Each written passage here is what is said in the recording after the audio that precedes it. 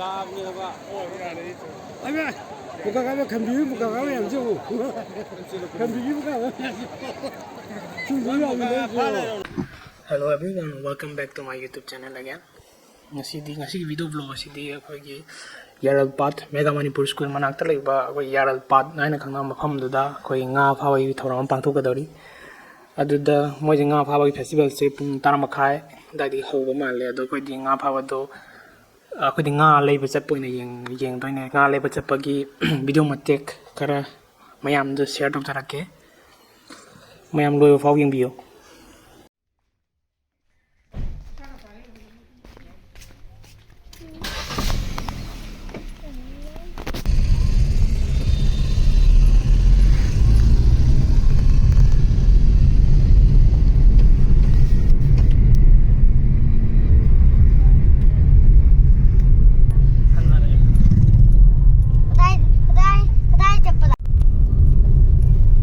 Guys, sorry, never quite.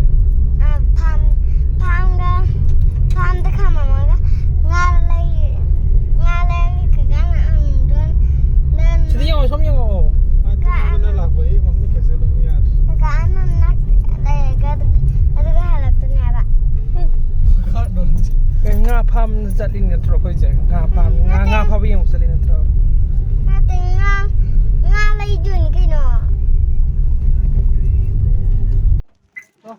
ko je nga pam ma pam yaw re nga pam ka bu kai nga pa wi sa ne ba kai sa ne ha na ji kita nga pa ba nga pa ba dum taw le ro na nga pha ba ga je nga yaral da nga pha ba lai ne nga pha do yeng ba lai ne do ngasai khara ngan ba di pha hog ra ba ne ba ado khoi di khara lak ka thenge yek yeng je mi phan am til le mang da nga ka da ur ma ne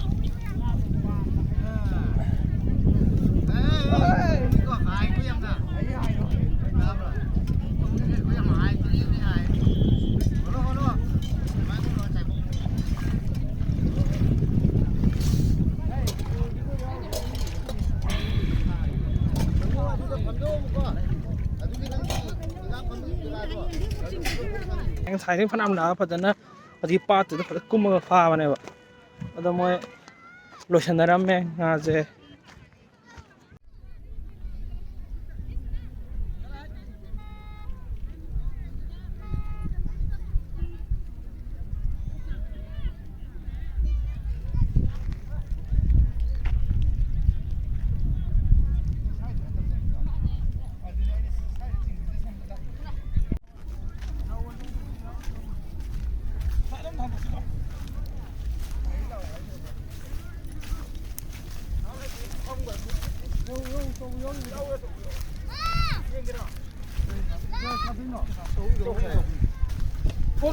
뭐 당.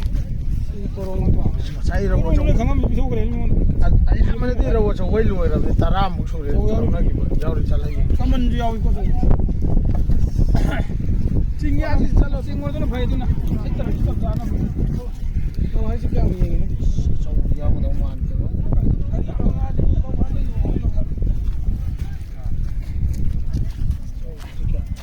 ꯌꯦꯡꯉꯣ ꯑꯗꯨꯗꯔꯣ ꯀꯩꯅꯣ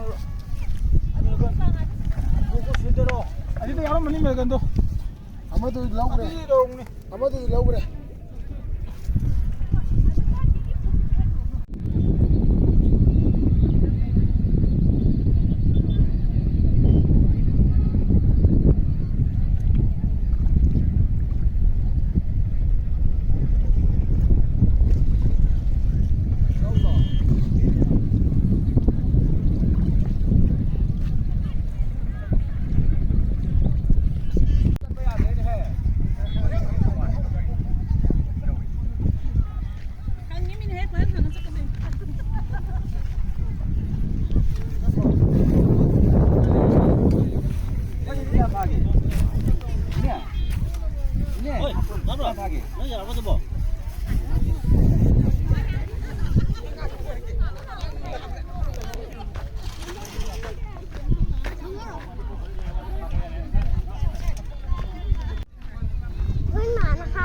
Nên mà má cái hay bà Mà bà nó ngon đâu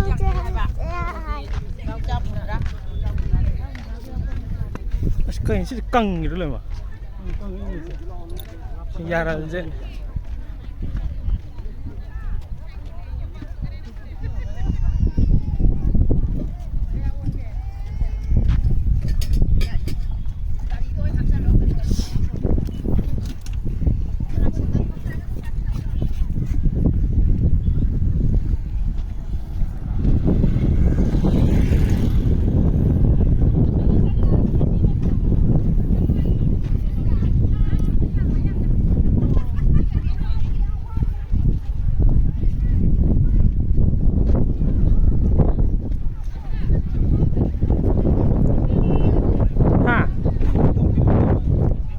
파하기 맞다.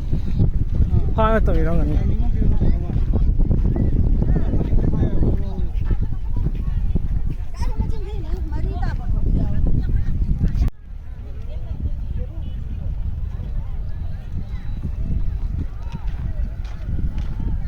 ꯃꯌꯥꯝ ꯉꯥꯁꯦ ꯍꯣꯟꯕ ꯂꯥꯛꯅꯔꯤꯁꯦ ꯃꯌꯥꯝ ꯒꯥꯔꯤꯁꯤꯗ ꯐꯥꯔ ꯃꯤ ꯌꯣꯟꯕꯗ ꯂꯤꯁꯤꯡ 90 ꯁꯤꯠꯈ꯭ꯔꯦ ꯍꯥꯏꯗꯤ ꯉꯥꯛꯇꯪ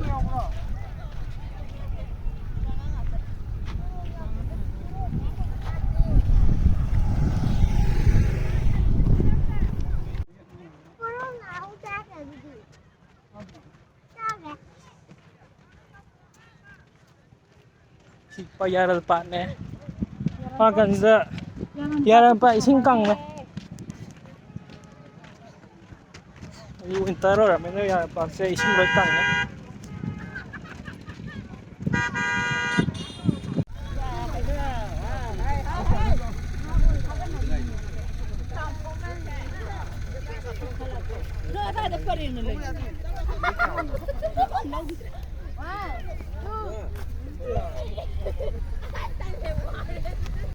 nga cây nga phăng hàng đó chứ grass nè rau nè tunghanbi nè grass muka nga nè kaman grass nè rau nè tunghanbi nè adu cái đi phăng hàng đó phải je porong thilak pa nè porong isa ta koi riam sai nga fagiwagi video footage karane mayam ai screen da thon dirke oi oi kari nugira khara kumdo hau ro ye adum la itu kalula hey adum la itu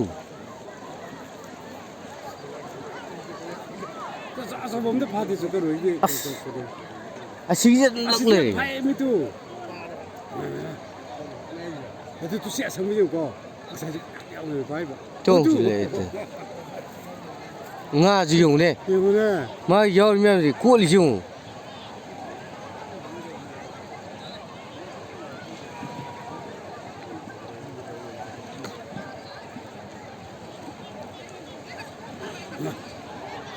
다시 비만네.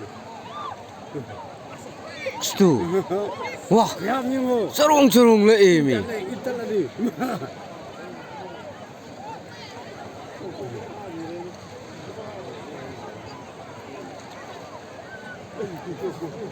아, 씨. 아, 저 무슨 중서 그래. 와. 누가 가면 내용이 되지?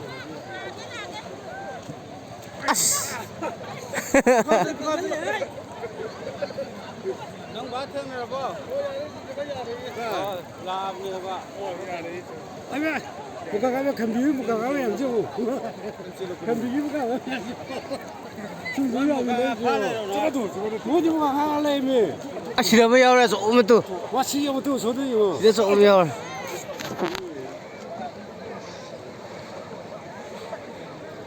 소갈로. Asna kande smai tas de lakpai ne ba. Lei. 너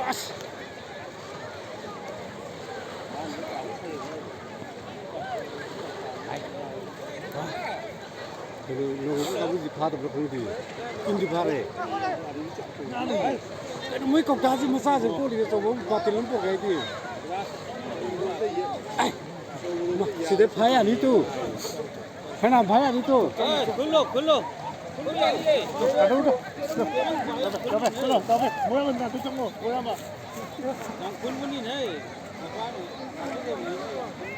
Asna kande smai hoi ji lakpai ne ba.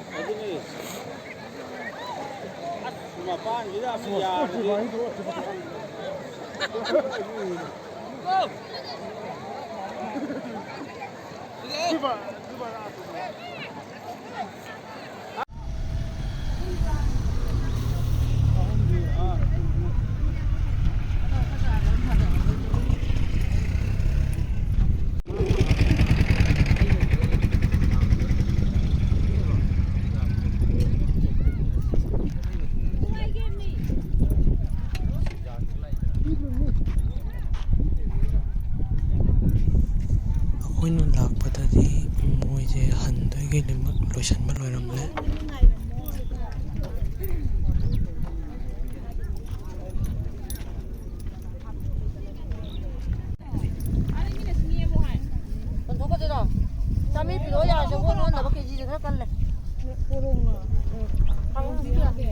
rau rau đi à?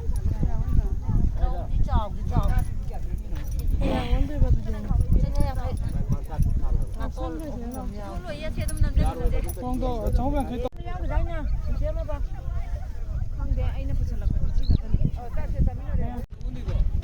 보롱 비싼 거 팡해. 잘 되게 튀어.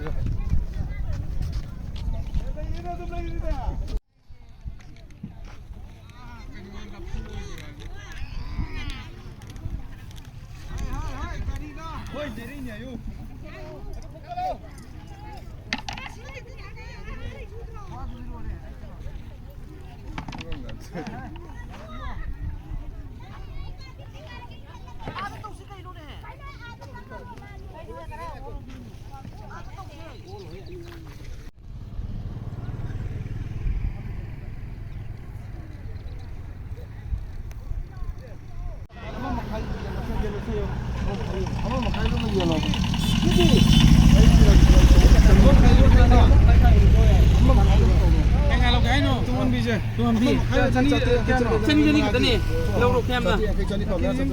Km. Thằng tao nói rồi không? Trong cái chỗ húng rồi mà sao thì chân này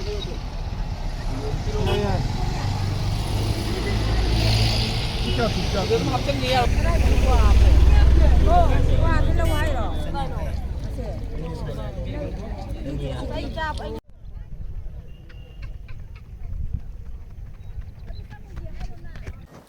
Thank you for watching my video. Mayam like, share, subscribe to biramo. Matung tao video su upload to jarak ke.